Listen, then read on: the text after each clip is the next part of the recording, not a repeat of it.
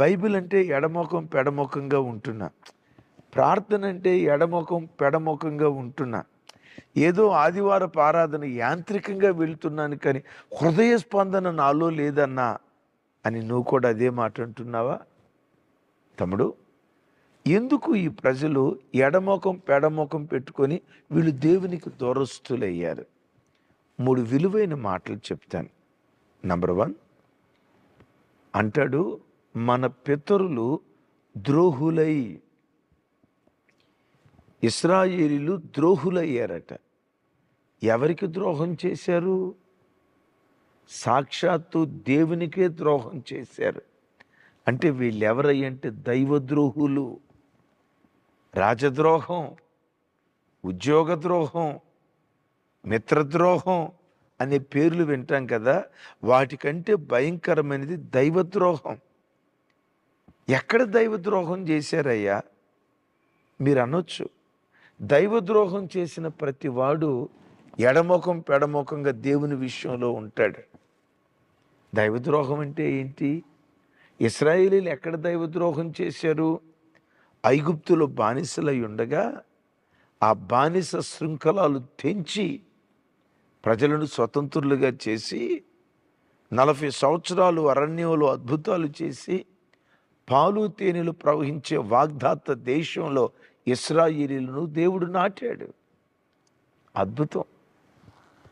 త్రవ్వని బావులు, నాటని తోటలు, కట్టని పురాలు, నిర్మించని ప్రాకారాలు కలిగిన పట్టణాలలో బహు సౌఖ్యాలతో వాళ్ళు బ్రతకటం ప్రారంభించారు. అద్భుతం. గిన్నె నిండి పొంగి పొర్లే ఆశీర్వాదాన్ని దేవుడు ఆ ప్రజలకు ఇచ్చాడు. కొండ తేనెను జుర్రించేటట్లుగా. ఆమేన్. ఎన్నెన్నో అద్భుతాలు ప్రజలైన ఇశ్రాయేలు జీవితాల్లో చేస్తే ఆ ప్రజలు కడుపార తిని తృప్తి పొంది, విన్నారా, యెషూరును క్రొవ్వినవాడై కాలు జారాడు. ఇవన్నీ అనుగ్రహించిన దేవుణ్ణే మర్చిపోయాడు. ఎన్ని మహోపకార్యాలు నేను అతనికి చేశానో నేను చేసినవన్నీ మర్చిపోయారు అని వారిని దైవద్రోహులు, ద్రోహిణియగు ఇశ్రాయేలు అని దేవుడు మాట్లాడతాడు. దైవజనమా, దేవుడు చేసిన మేలును జ్ఞాపకం చేసుకొని మరెక్కువగా దేవునికి దగ్గరగా బ్రతకాలి. ఆ సేనాదయం పట్టిన వాడిని దేవుడు బాగు చేస్తే ఎక్కడ కూర్చున్నాడట? యేసయ్య పాదాల దగ్గర కూర్చున్నాడు. బైబిల్లో రాయబడి ఉంది.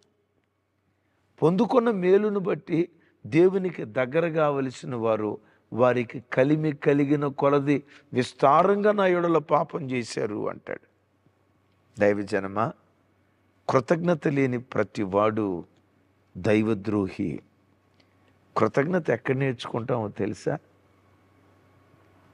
మన వీధులు వెంబడి తిరిగే కుక్కుందే, ప్రజలంతా చీచా అని పిలువబడి కుక్కుందే, ఎంగిలి మెతుకులు 4 మెతుకులేస్తే నీ వేసిన ఎంగిలి మెతుకులు తిని బ్రతుకు కాలమంతా నీ వాకిడి దగ్గర కావలి కుక్కలాగా పడి ఉంటుంది. అది బాంఛన్. నా బ్రతుకు కాలమంతా నీకు దాసురాల్ని అన్నట్లుగా పడి ఉంటుంది అక్కడది. ఏం వేసినందుకు? వేడి వేడి బిర్యానీ వేసామా? లేదే. మటన్ కీమా వేసామా? కాదే. రొయ్యలు పీతలు దానికి వేసామా? లేదే. వేడి వేడి ఆహారం వేసామా? సద్దిబట్టిన ఆహారం. నువ్వు తినగా మిగిలిపోయిన ఎంగిలి మెతుకులేస్తే ఎంత కృతజ్ఞతగా బ్రతుకుతుంది అది. తమ్ముడా, దేవుడు నీకు ఎంగిలి మెతుకేలా పాలు తేనెలు ప్రవహించే సమృద్ధి అయిన ఆశీర్వాదాన్ని దేవుడిచ్చాడు. పెంట కుప్పల మీద నుంచి దేవుడు లేవనెత్తి ఘనమైన స్థితిలో దేవుడు నిన్ను నిలవబెడితే దేవుడు చేసిన మేలును మరిచిపోయి కృతజ్ఞత లేనివాడిగా ఉన్నావేమో. పదే పదే పదే పదే అది నువ్వు జ్ఞాపకం చేసుకుంటే వాక్యాన్ని విడిచిపెట్టలేవు, ప్రార్థన విడిచిపెట్టలేవు. కూర్చున్నా లేచినా యేసయ్య పాదాలను ప్రతి క్షణం ముద్దాడుతూ బ్రతుకుతూ ముద్దాడుతూ బ్రతుకుతావు. ఎందుకో చెప్పమంటారా? ఆ కృతజ్ఞత, ఆ కృతజ్ఞత మనస్సు తనివి తీరా దేవుణ్ణి ఆరాధించడానికి నేను పురికొల్పుతుంది. యేసయ్యకి మహిమ కలుగును గాక.